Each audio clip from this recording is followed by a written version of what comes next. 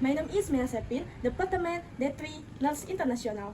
Today I will explain 6 steps hand washing according to WHO. Before we begin, please remove accessories like ring, bracelet, or watches roll up long sleeve so they don't get in the way.